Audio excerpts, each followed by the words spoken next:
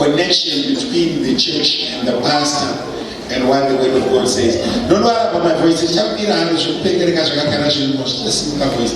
Manje richawe vaenzi vaita zvakanaka masvika mushure kuappreciate mufundisi vaita hedu vari vakaitirewo zvakanaka vaita dzemwe ndiverengereiwo kubva ndonyora pasi nekuti ndokuverenga kuti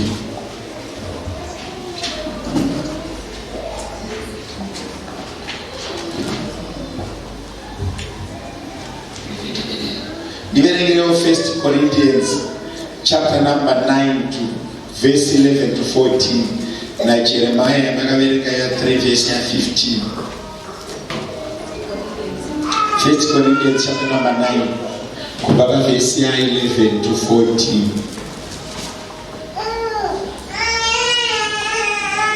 Kana takadyara zvinhu zvomweya pamuri, chinhu chikuru here kana tikazokohwa zvinhu zvenyama pamuri? Kana vamwe vanhu vachiva nekodzero iyi pamuri, hatina roho zvikuru here?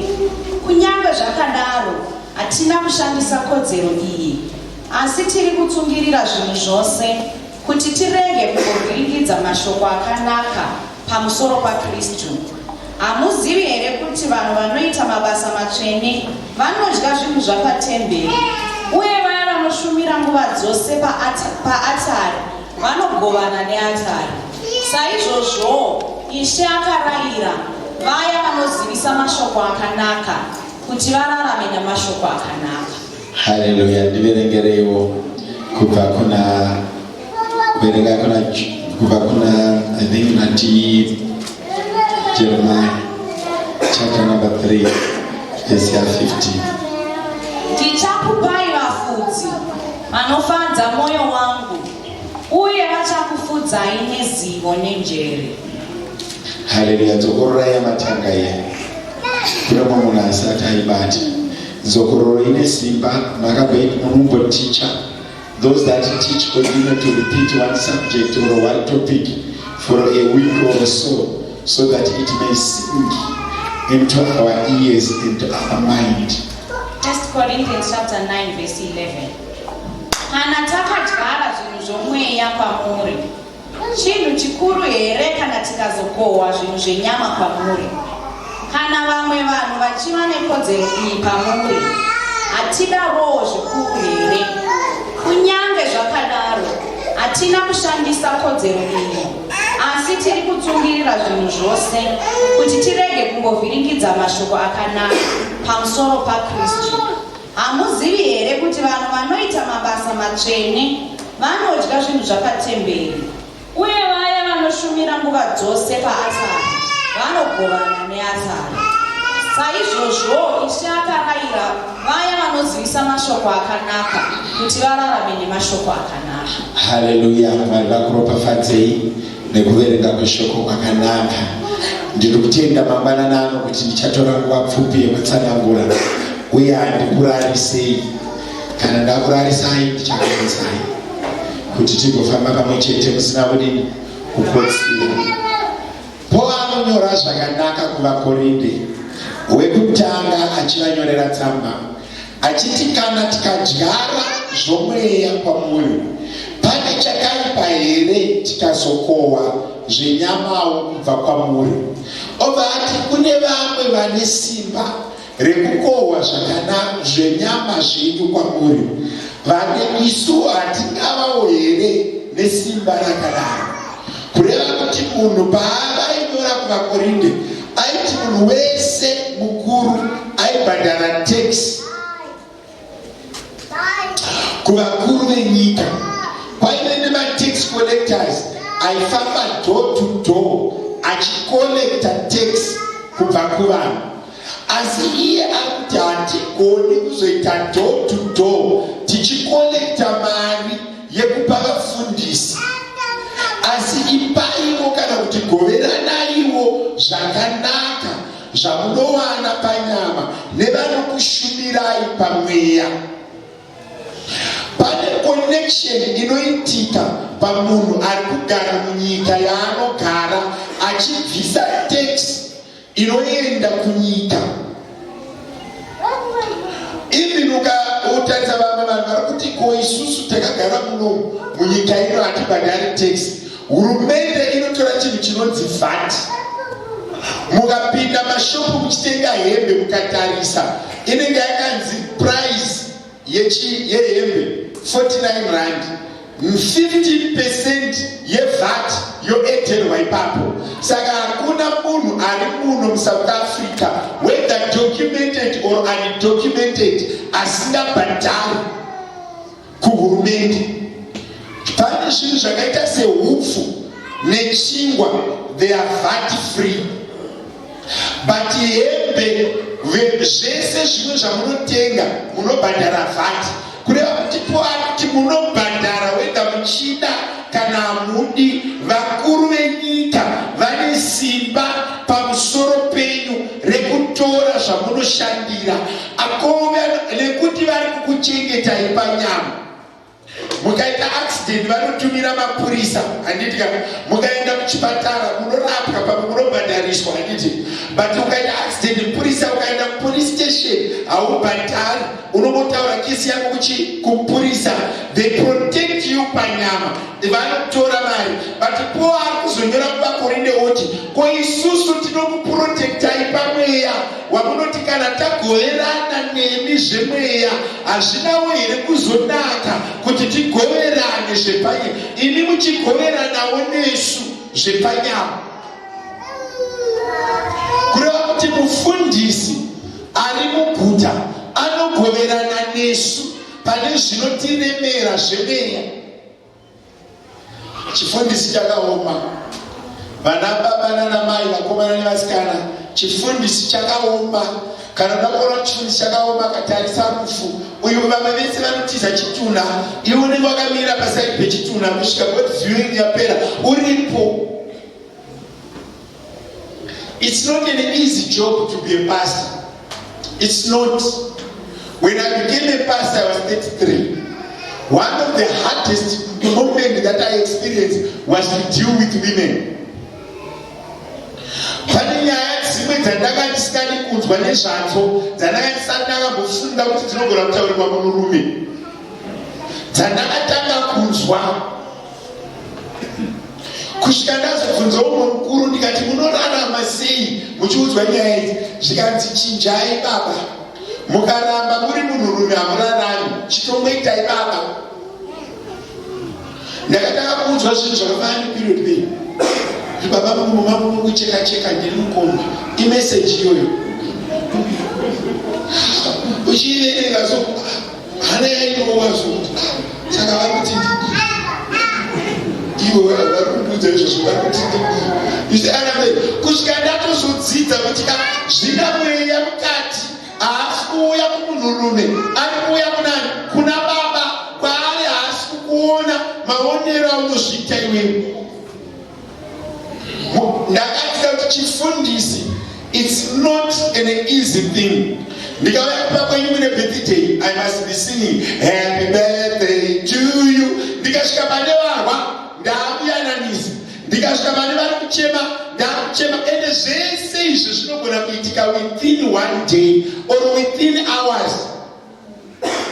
Pamwe pacho unoteerera dzimwe nyaya dzounoti kune zvikuitika zvakadai soko. There is a lot. You deal with emotions, you deal with the inner person. You deal with my emotions, Evan. You deal with the life, Evan. Unoda kutikadipa kuti unotanga kudrima kuti mwanasikana arongwe nomwe munhu afare. Mufariro wacho mukuziva. Pandokutaura zviri zviri kuramufundisi. Asi hakuna munhu ari nomo akadrime nekunamatira munhu kuti ngaafare mafariro iwayo. Zvinoitika chete namufundisi. Saka the burden of a pastor is too much. Zvinotakurwa namufundisi, it's a hard thing. Kuita mufundisi kwakaoma. Unonzwa zvisinganzwike, unoteerera zvisingateerereke, unoona zvisingaoneki. Rimwe gore ndaita mufundisi, taenda kucoronation, mama vaita operation yaramba kupora. I was still relatively young pastor mumunhu. Unosvika zvanzi mufundisi weyaimoni ronda racho zveanifundisa amufura munova ataironda iri ripori utarise zvakaita ronda utarise bhandeji riripo utarise pacho pari kunzisa ruoko rwako. Saka a pastor is not an ordinary person. It's a person who lives a life that is not full of joy. You carry burdens, you carry things. Pamwe uchicha unonzwa dzimwe nyaya dzekuti appetite inopera.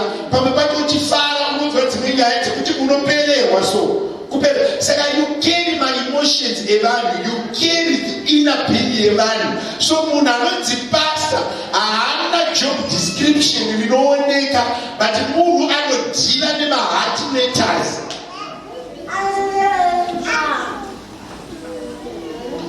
When you go into prayer, you pray about marriages. Ngairege kuparara. Chakati ngachirege kuita chakati ngachirege kuita. Pamwe pacho pekuti I was asked one day ndichiendesa vana kuchikoro. Shannon asked me and said, "Are you praying already? We are here." Makamboita karunyararo. Ini ndine mabhedhenzi andina kutaura matamari vaitirei zvakanaka. This cannot happen to them. Koti Mwari tinonyarira kupi vanhu venyu vaitirewo zvakanaka. Shannon, are you already praying? Did you forget we are here? I was telling Mama, I don't play radio in my car. Whenever I'm driving, that's the time to pray. Because the burden is just too much. Can I repeat this? The burden is just too much. Because every message, is why you prayer request, you need to work on it. I mean every message. Arikupira basi, arikuvarirwa nemwana, arikupererwa nebasa, arikuenda kuinterview, vakauya mukaita counseling, you are ever praying. So a pastor is someone who carries burdens. The least you can do to your pastor is to show appreciation, is to show remorse, is to show support.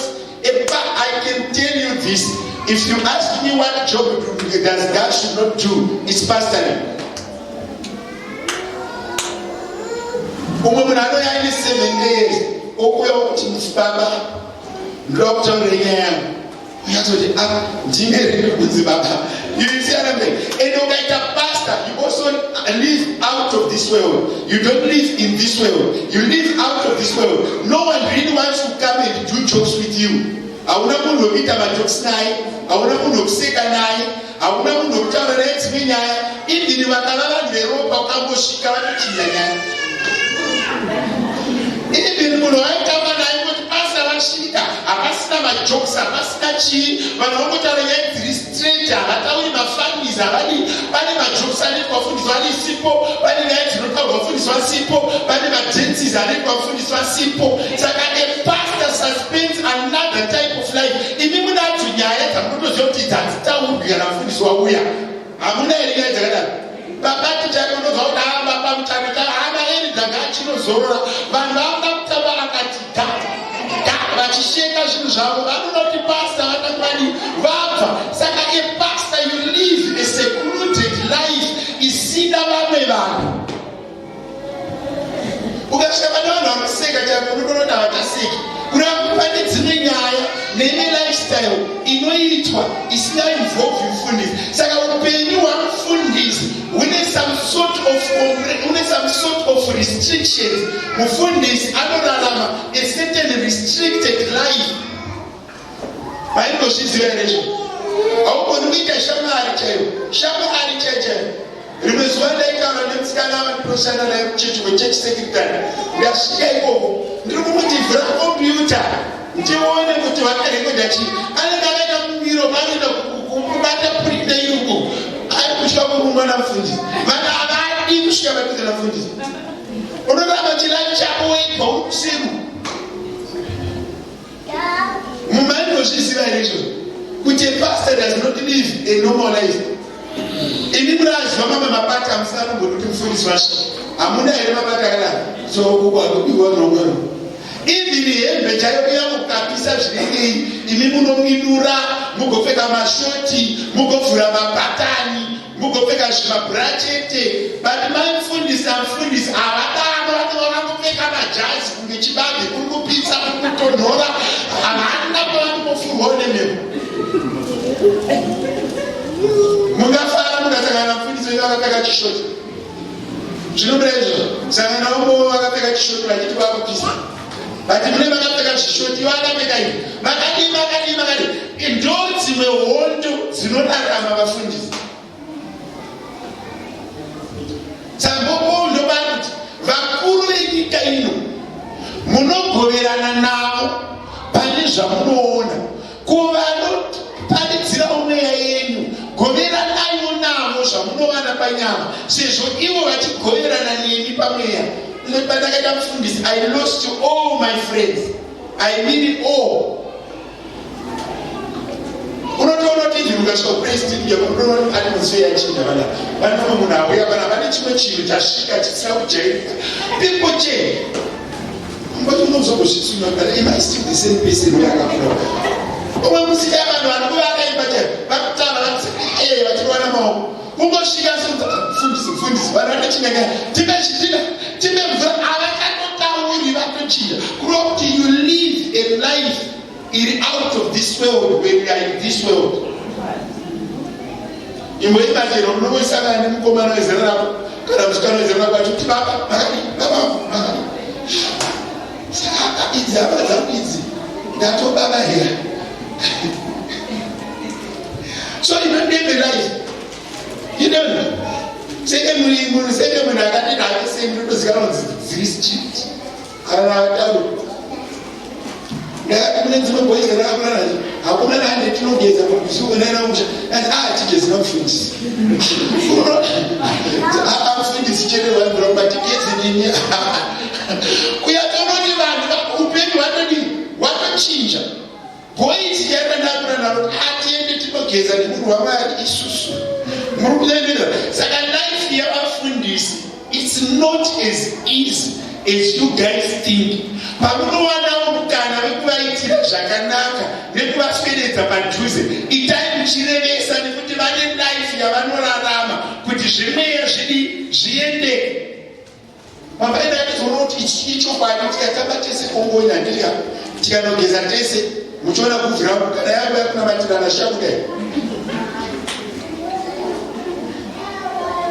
murumonoti hazvizokuti tikanyanyofanana futi odha yamarino inobva but ndikuti in all that a pastor endures a life that many people do not endure. Zvavana mufundisi vechisingo kuti pava nemukomana chaanoti achiti mama zvakamira seisei akaipa amana maine zvivindi zvevanhu sefinjai kuti mafungire enyu nekuti mufundisi anogara chosvikaria mandara vakausana rimondoro vakuti ndo mafungonerwa anoita mufundisi chete. Saka vafundisi vanhu vanorarama an exceptional life isina kujairika. Can I repeat this? When you get time to connect na mfundisi, connect because that person is not as ordinary as you think. Paanatonyora akati kana tagoverana nemi zvemweya tairi kuchizogoverana futi zvepanyama. Ndine munhu here vanokuparidzira vasikagani kuti vafundisi vane zvepamweya zvavanogoverana nemi imimi chigoveranaiwo navo zvepanyama. Hakuna munhu asingabvisi vhati ukatenga hembe vhati ukatenga chii. Saka venyika ino vakadesigna system yekuti unoda here kana kuti haudi unobhadhara tax. Ukatenga mota unobhadhara vhati, ukatenga washing machine unobhadhara vhati. Saka hurumende inoshandisa sazi taxman kutora mari iyoyo kutera kuti vakuvakire marodzi vazokumanejai president adye zvakanaka agare pakanaka. But nemweya vafundisi havana system iri designed inomanikidzira munhu kuvapa zvinhu. Zvinoda iwewe kuti utakure burden yekutakura vanhu vamwari pamwoyo pako pasina system inomanikidzira. Chegumi chacho hachimanikidzwi, mission basket haimanikidzwi, appreciation yacho haimanikidzwi. It's your heart that must connect you to the person, to the man or woman of God by your willingness. But in life yamfundisi yakaoma, life yamfundisi yakaoma. It's not an easy thing. Rimwe zuva ndiri pagota ndakapfeka t-shirt yangu yakati FM Rudaport. Another official came. Aida man. I showed up and hey my brother, hey my brother, hey my brother. I'm snapping Jack side. I looked at him. I didn't put your chichi FM. Ndikati iri Rudaport. Katatu no sema ame ndo kuna pasta chirichi yako ku Rudaport. Ndikati ndo kwa gani. Shikati kanzwa neshapo kanzwa murusiya mani. Ndikati ndini pasta chirichi. Shahira but I'm ready to get to the bank. I can't be in the bed. I'm not so talking. I almost 45 minutes. Now, so what we are on my mind. Papa to pass it in food. Now, if I need 45 minutes, no problem with food. I'm not going to show my identity. But I'm not going to the pastor to your attitude. So, my pastors live a life in very unique. Can I tell them, can I appreciate? Let's appreciate them. First time,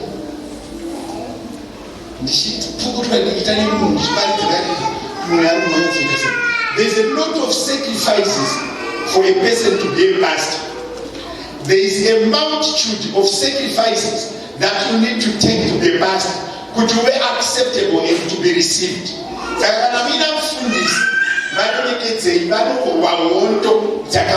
be a pastor. There's a lot of things in life that take a mama soto. Never shows. But she must soto by Yamene.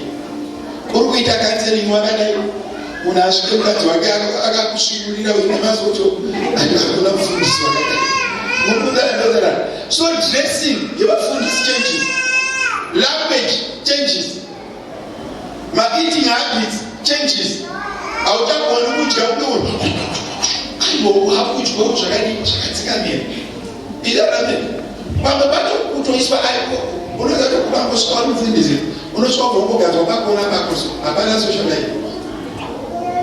So I'm saying, pastors, there are people who occupy a very special position in life. There are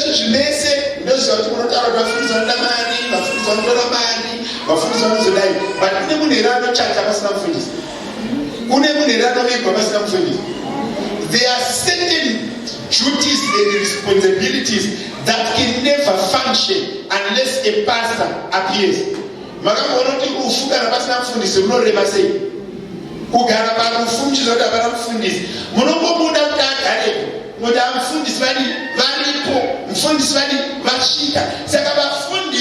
A bigger role to play, and they are the people that are least appreciated. Overtime has never done. Mufundisi hauna morning, hauna evening, hauna night.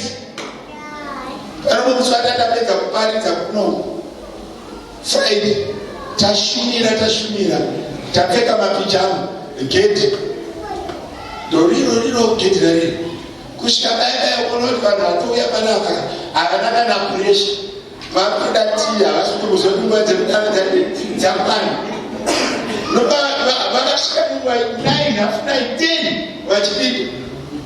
Watashika leo banaka mudi yao 1:10 wachikuda. Kuvalete. Ende unotuko twachaenda utozonoti banaka vanopenda vanhu rekaitotadzisanyaya ende avasikuenda chete vanobva kusira prayer request yautafana futi kumukira iko kwatoedza kudhara. So a life of a pastor is not an ordinary life where everyone else has their comfort. It's a life that demands the highest moral deeds and also the highest level of commitment.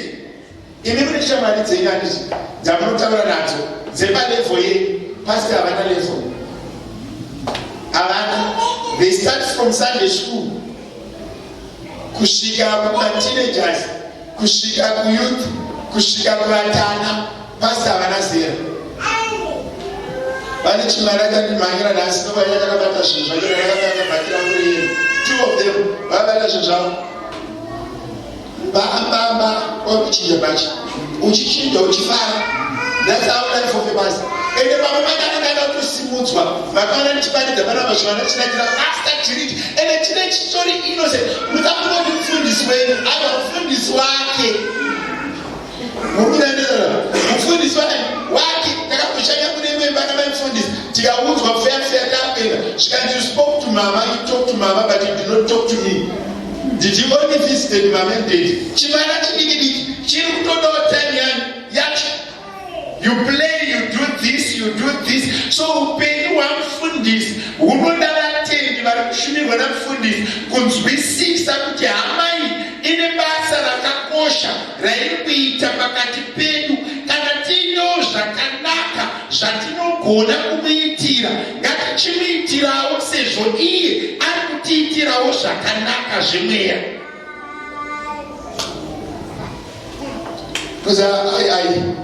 Pane zvinhu zvandandisinombobvira ndakaita ndisati ndamufundisi, zvandakamanikidzirwa kuzoita ndamufundisi. Pane nyaya dzandandisinombobvira ndakanzwa ndisati ndamufundisi, dzandakamanikidzirwa kunzwa ndamufundisi. I've never thought kuti one day ndichapinda mulebo kunotori yes namafundisi ndinoenda navo, but ndasikafungi kuti ndinoenda nomulebo. But ndakatozogona ndapinda zvikapuresa bp ikakwira avapareti munhu ane bp yakakwira. Once if you have someone you know, whether it's a spirit, traditional healer or a pastor, call them. Wotopinda imo. Saka mufundisi anoona zvakawanda, anonzwa zvakawanda, anorarama upenyu hunotimana. It's very rare kunzwa munhu anokufonera achiti tatenga mota, tatenga imba, kazhinji katotarwa, mwana anorwara, kurikukosora. So you carry a lot of burdens when you're a pastor. I was telling another lady who was telling me, Pastor, zvakadai. Ndikati mainyararirei mukaremerwa pamoyo, regai kuchengeta zvinorema, udzai mufundisi. Kana mina mufundisi pamuguta, mukaita chiri kurema pamoyo, chiregai kuzvichengeta, nekuti shoko raMwari riri kuti kuna Jeremiah 3:15, ndichakupai vafudzi vari pamoyo pangu kuti vakupei zivo neuchenjeri, kuti kana ndaremerwa handitakuri zvinorema, ndinopa kuna mufundisi. Ivo mufundisi ngavaite zvemweya, isu tiite zvepanyama. Asi mufundisi ngavaite zvepamweya. Inini I don't complain. Inini I can change. Mwana wenyu mukandisira achida kuchinjwa pamba ndinongochinja. It's not a problem to me. Mukandisira chinosara chekuti chiri kunetsa, pane kuti chimwana chiri kuita mafitsi totisiyani bani nemukaka wacho, chikamesa tongochinja pamba. Ndakatozvipira kuita zvine chekuita nemweya. Inini chizvipiraiwo pana mufundisi wenyu kuita zvine chekuita nenyama, kuti arege kutora nguva yakareba achinetsekana kuti chingwa chinobvepi, ngaachinetsekana kuti mamhepo arege kutonga guta, ngaanetsekane kuti vana varege kuita maaccident, vana ngavapase kuzvikoro, imi bhadharwai zvakanaka kumabasa. Kana zvadaro chitarisaiwo zvake zvepanyama paari kuita zvepamweya. Chingava chinhu chinonyadzisa kusangana namufundisi vakabata chikwangwani parobhoti vakati I paint,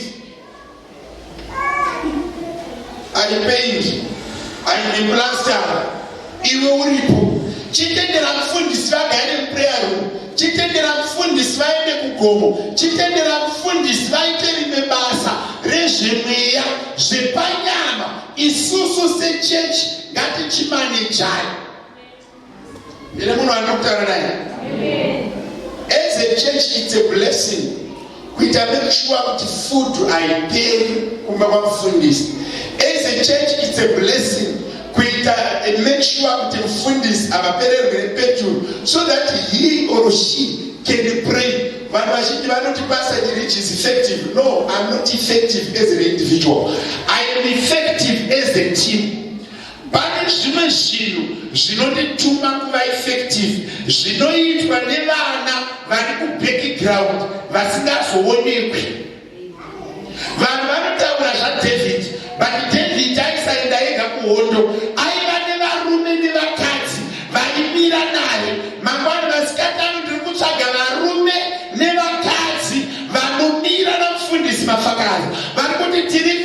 kumira panzvimbo yedu kuti munhu waMwari akwanise kuita zvaanofanira kuita.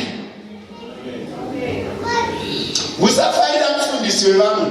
Izvo munogona kufarira mufundisi chirichi. Behind Pastor Chirichi, there are women and men of diligence and integrity that make sure that the pastor is ministered to as he minister unto us. Time inoiswa na present worship leader wetu into church. Yesterday she started at 12. Vakapedza na 5. Vapedza na 5 na 6:30 sepana. Na 9 chipedza. Nasi na 7:30 vanga vapa church. Vachipedza church tate sepana. Tichipedza tate sepana vapenda ukumba. It's almost 2 full working days munari pabasa. I had my vice chairman and my administrator meetings yesterday. Today I have them again. I had a set of an armor Pierre Vachitanga Tuesday, Wednesday. Nanasi Vichini Nama. Bari Kruger store. Gabasi Mukevarume. Neva Kazi. Vanenzara. Nenyota. Yekumila. Nebasa. Ramran. Kuti kwatiri kupa. Kutinakire. Kwatiri kuyenda. Kutinakire. Zvinotoda mumwe munhu ari kutora an extra effort, not ari kuzviita zviri ordinary. You need to do it in an extraordinary way. Kune vanhu vanofanira kushumira nemari yavo. Kune vanhu vanofanira kushumira netime. Kune vanhu vanofanira kushumira nepresence. Kune vanhu vanofanira kushumira nemari kuti zvinhu zviendeke. I was looking ndichiita analysis of our equipment and praise team. I think we almost 300, 250 to 300, only in terms of the instruments. But those instruments are shali dziriteka. Zinodava kumana nevasikana, vanababa namai, vanenge varipo with diligence, making sure that they've used them. Tikaomera tinoomerwa. Can I repeat this? Vanoshumira vana vangu vepaKruger store. Mukaomera munoomerwa. Ngavasimuke varume nevakadzi vane bhedhe yebasa. Ma50 rand haachengeti mufundisi. Iyaya itsika yevanhu yekuti we must participate all. Otherwise 50 rand haichengeti mufundisi. Ndichitarisa manumbers it won't help. Maybe anyway kuruta kuti munhu wese akaunza 50 rand because started about 318. Mukaisa 318 people times 50 rand inobuda yakawanda ndizvo. But haizobudi yakawanda manje. Imomo mu 318 adults mune mbavha, mune varoyi, mune vanogona kufundisi, mune vatumwa. Saka pane vamwe vanofanira kuzoita ine extra burden yebasa raMwari. Inini ndichikupupurirai semufundisi vashanya, hakuna munhu anomira nebasa raMwari denga rikaignora vana vake. Itsika yaMwari kuti ani nani anoita zvakanaka, denga rine tsika yekumuripira. Even zvikatora nguva, Mwari havasi munhu kana mwanakomana wemunhu wekuti vangamipisa vozochinja. Ani nani anomira nebasa raMwari? Mwari vanomira nemhuri yake, Mwari vanomira neupenyu hwake, Mwari vanomira neramangwana rake. I've got cousins vaindifunza tichikura around 18, 19 kuti zvausingaiti zvevasikana uchafarani. I asked one of them akandisira message ari Cape Town. Baba mlimi mwekisei ndiyadindirirai kuti mabasa ari kunetsa zvinhu zvakangooma ndikati mazuva ano ndaakufara ungoma zvangu zvese zvakaringana. Paya pamaibvunza kuti muchafara rini, ndaakufara izvezvi. Saka pamwe pacho paunoita basa raMwari uchitakura bhedheni, vakakutenderedza vanokuongorora, vagokudiscouragea, vagokuudza mazwi ekupwanya mwoyo kuti muchazofara rini, muchazosimuka rini, muchazoitirwa zvakanaka rini. Ende ukaitira Mwari chinhu ukasataurwa, pamwe pacho usati wasvika palevhel iri right. Vanhu ngavati une manyawi, vanhu ngavati unoonererwa, vanhu ngavati haunzwisise. Kana ndichirevesa, ndinoita nemoyo wangu wese. Munhu ari kutaura naye masikadani, vafundisi vari kuremerwa nekuti pamazuva edu tiri kuita vashoma vanoda kusimuka. Vanhu vakawanda vakandiudza kubva ndichikura kuti mari hakuna. Ndine vanhu vakawanda vakandiudza kuti kubhadharwa chegumi kuvharwa. Chandinoda kuudza chinhu wani, ani nani akavimbika kuchegumi, neakavimbika paofarini, neakavimbika pamission basket anoitirwa zvakanaka. Mumwe munhu anodine kuti kuti kubvisa mazimari. No, God has so many ways of blessing me. There are so many ways me and my wife, when we made sacrifices, when it was hard. When we went into ministry, to start up Paris and we went to East London, we were paying rent for the church. We bought the instrument. When we were transferred without notice, we went to Orange Farm. We also bought the instruments there. Even my instruments are Rudapot, Pale Church, Pale Young, Nemame, my partners and partner issue. It's not Rudapot Assembly that bought those old guitars that you see. I think if I never guitar is now, Rechurch 1 acoustic, Ragatewa 3.8, Nekati. The rest they were bought by people, individuals. Remember, corporate guitar is about 30,000. One. And now to manage a few individuals, Vagabumilana, Takuenda, in the extra mile, who fund this Maruna guitar, Tap, Tangram, Fundis Makitan. And the Pavano Church can run up fast, walk in the woman, Amafutakura, Maxia, Pano Pakuru Casto, Kanamucha in the Kure, Parakucha, Palarume, Neva Kachi, Makuti Babati Shani say, Tiripano Takamira, Kanama Kunamita Shinu, Shani Sai Nini, Akunano Shani Squat, Akanaba Kanao, Tigaya Jehovah, Demutikana Kusimuta Kuta, Vanochaka Varume Neva Kachi, Vanenzara Nenyota, Yebasaramani, Ovaropa Fatira Ishos.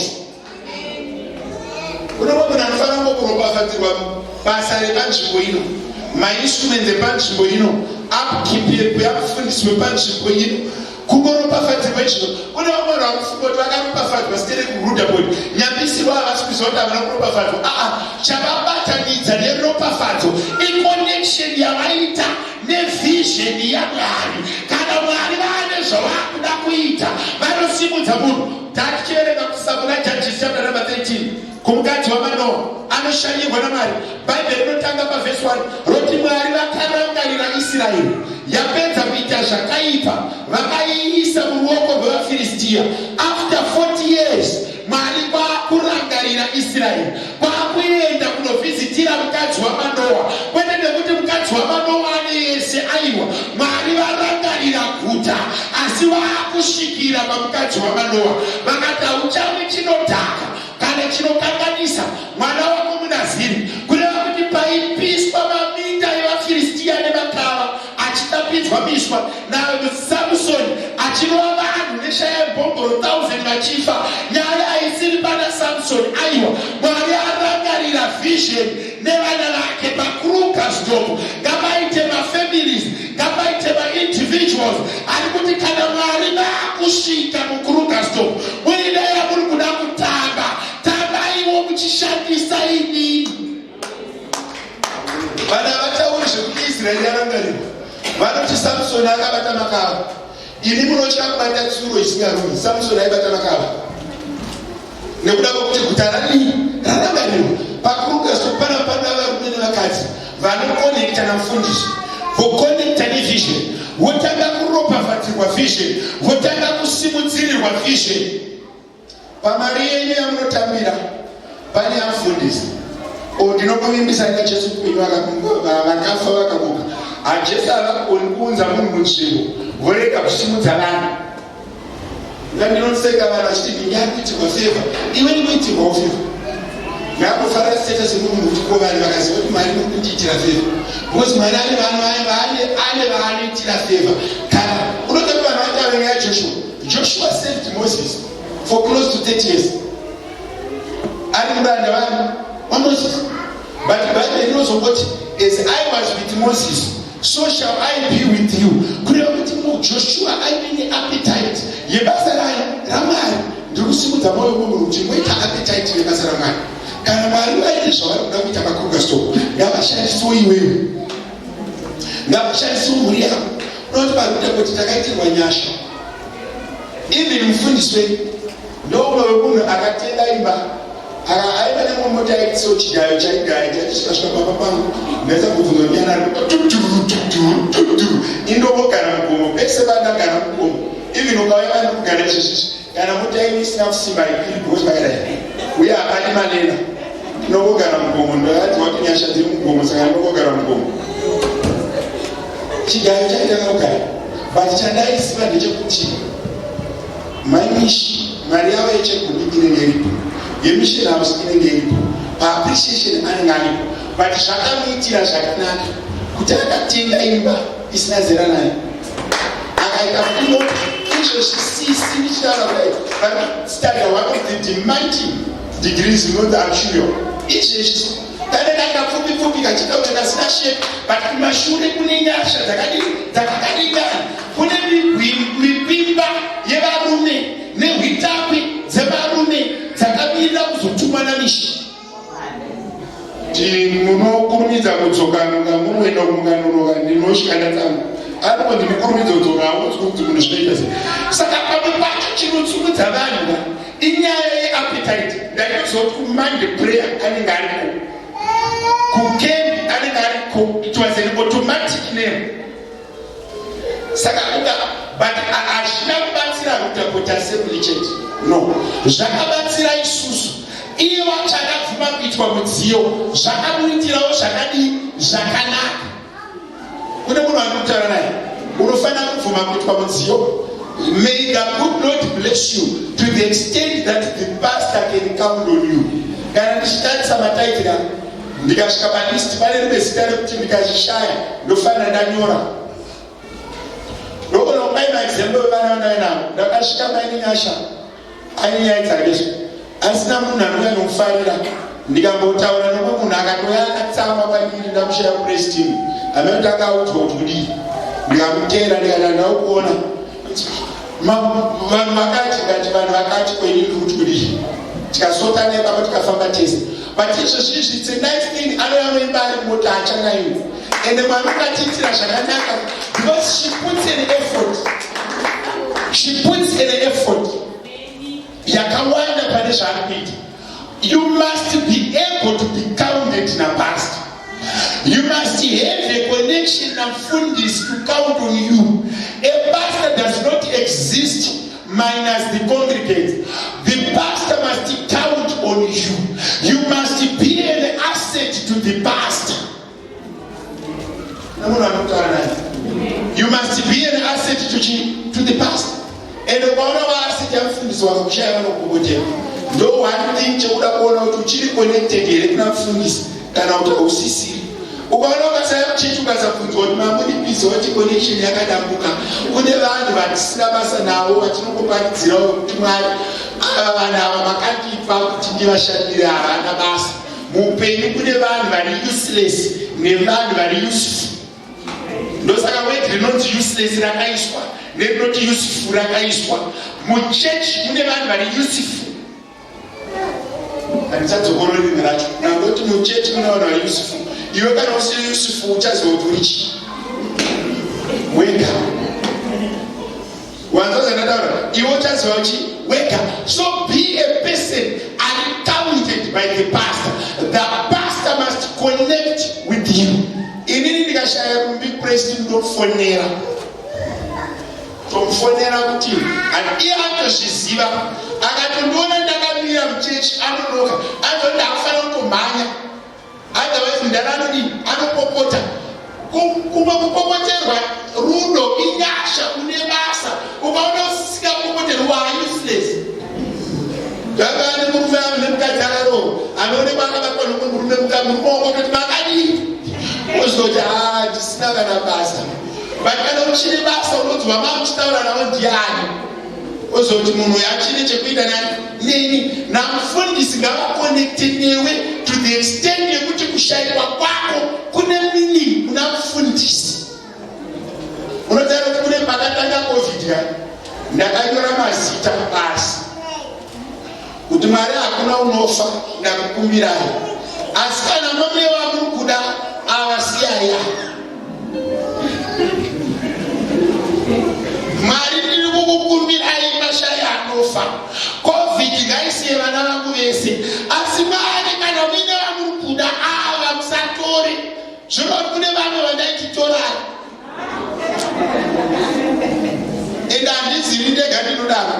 Ndakaenda kunoshandira naona Mechembere, ndakataura kuzi kuchechi kwedu ndasvika pane Mechembere pane ndakasvika pairi inonzi maibhetiso, ndikasvika zo ndikanzi gogo ndidoko, ndasvika kumba vagwesha vaya kubata maoko kuna mai vangu vakubuda, zvikanzi muri mufundisi, ndikati zvikanzi vana vangu vari ku South Africa kurungofa vanhu vecovid vese vari 9 ndine almost 7 variko, but kuna Eva mufundisi namatira Eva covid irege kumubata. Saka otherwise vaiti vamwe 6 avangaro vene covid, but Eva siyanai nayo.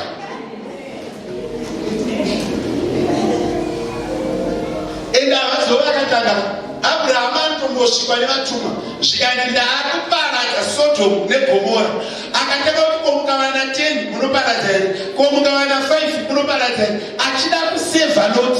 Saka vanhu vaMwari havana, vanhu vafundisi vane favor. Pane vanhu vavanoda uye pane vanhu vavanoti ava vanotibatsira pamanhambasi. Konekta nemufundisi ubve kuchekerera. Can I do this? Ndinoti ndikafunga praise ndine mazita angu, ndikafunga ashaka ndine mazita angu, ndikafunga God ndine mazita angu, ndikafunga vana baba ndine mazita angu, ndikafunga vana mai ndine mazita angu. Iwe rako kana risipo wakaomera, ndosaka uri kuomerwa. Unoziva kuti vafundisi chaivo ukaudzwa ine nyaya yemumusho, umwe musina ndine meeting yandada kuita nedepartment, umwe mwana wangu vaandifonera akati baba ndikushaya mwana, ndikati ndakutoya ikoko pagroup remeeting, ndikati vakomana postponai meeting kana kukanzura, inini pane pandabatikana vanhu vangu akashaiwa ndokunotifonera mapurisa. Mwana wangu hausumuona fonera mapurisa, weumwe mufundisi anoti meeting pasi, ndiri kuuya ikoko handaugodriva kumona ivo 2 kilometers ndamuwana, ndikati orit meeting ngaichidzokera uri right ndiri right zvakaringana. Kureva kuti pane zvaunofanira kuita kuti mwoyo wamufundisi unamire pauri, pane zvaunofanira kuita. Vanhu havadiwi nekuti vatsvuku uye vanhu havadiwi nekuti vatema, vanhu vanodiwa nekuda kwezvavanoita. Unoziva kuti kune munhu anoshayisa mufundisi hopeso, kushaya hopeso, ukaudzwa kuti kumba kwababa vaizvikubaita zvakati, unoita zukuso uri mupureya uchiti muzita raJesu nomwe kuti unomunamatira wokotsira uchikunzi mukunamatira wakotsira, because haana zvaanoita. Imai bhedheni mufundisi, tsvagirai bhedheni mufundisi, tsvagirai mufundisi. Kana tagoverana zvemweya ngatigoverane zvepanyama. Ndotsaka kuti zobva Elijah achizoti akadya, Elisha avakirwa kamuri yepamusoro, aitirwa zvakanaka nemukadzi mushure. Zuva rinofa mwana anoti Gehazi enda, asi haana kusara akamira. Mazuva aya yakanga akwegura asingachagoni kufambisa. Gehazi enda, sakasara achiteera mashure maGehazi. Aizwa Gehazi kuti uku kwandati kunopetse ndogona kutuma Gehazi, but mhando yeunhu hwamai ava havadi muranda wavanoda inini. Chinofuti chinokutadza kutaura nyaya dzako kuna mufundisi uri confident inyaya yezvaunoita. Kana usina zvaunoita kumission house kunonetsa peni, haugoni kutaura nyaya yako zviri fefe. Unoitei connection, create connection. And handimunyepe ndakuudza chokwadi, handiti ndaguest mazana ndisiri baba wako. Munhu anokupa chikafu ari very strong with you. Pane connection kafuda saka vanhu vachitoti mudzimu wamai vadarikura mbereko vakajaira kupangiwa nodii. Pane connection. Ukaona uchiomera kuti mufundisi achi kandi ndikanga uite connection kuti zvisakuremera, make sure kuti kumba kwamufundisi unoendesa chikafu, kushanda kuchiti kwakanaka, chienda step further yekupota uchimboiwa nepepabheki. munhu anokutarisa kuti vanhu vaya vataka kupema iwe ukanyatsa kutarisa ndakapema kwauri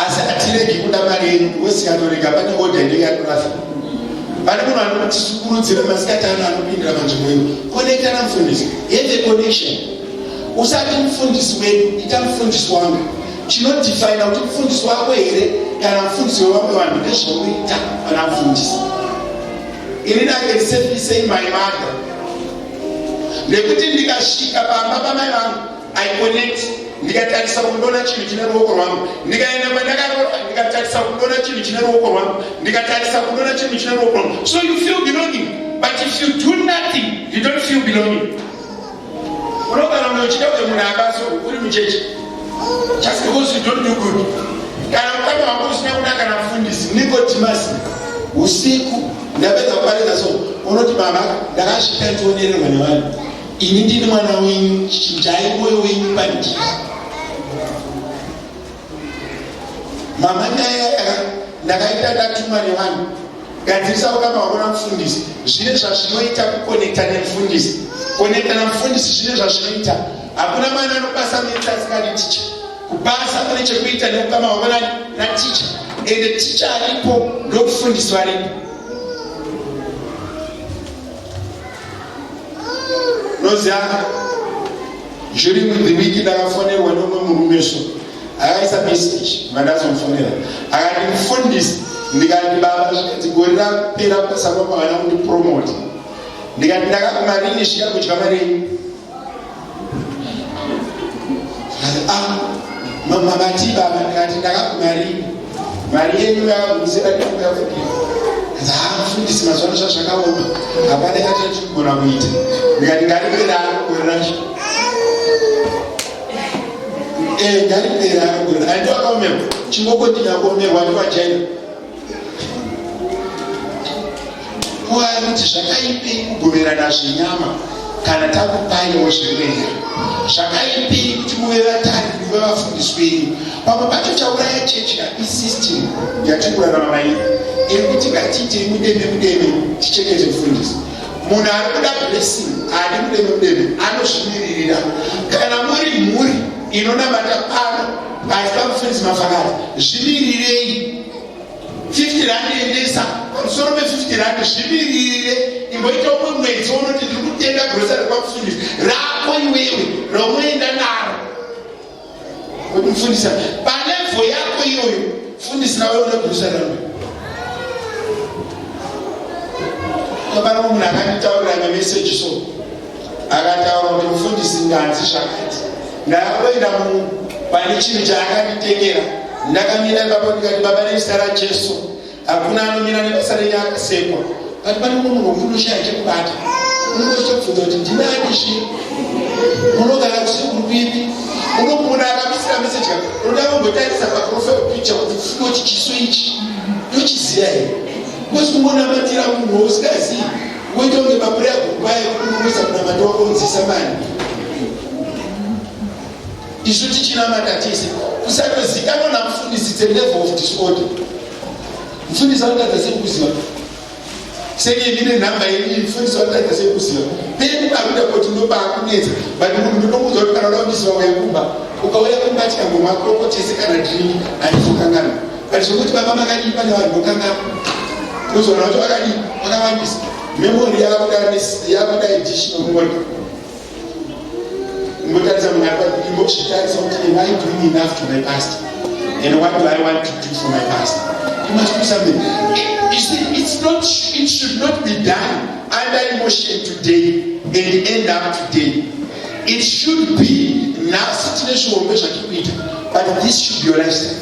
You have to connect and affluence. Connect.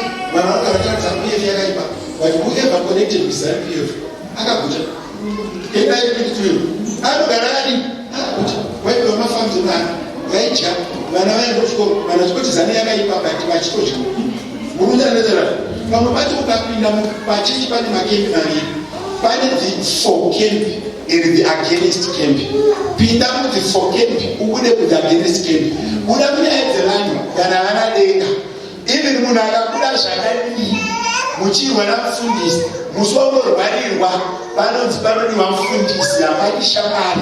Pane nyaya dzinogadzirwa nevanhu vaMwari dzisingagadzirwi neshamwari. Pamuchato pako pana mufundisi wanwa hapani shamwari. Shamwari yake ndekutoda munhu wacho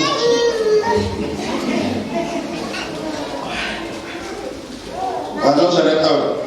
Unozwa kuti une shamwari utori nekombetita apa munhu anotarisa kuti vanhu vaya vatanga ndatanga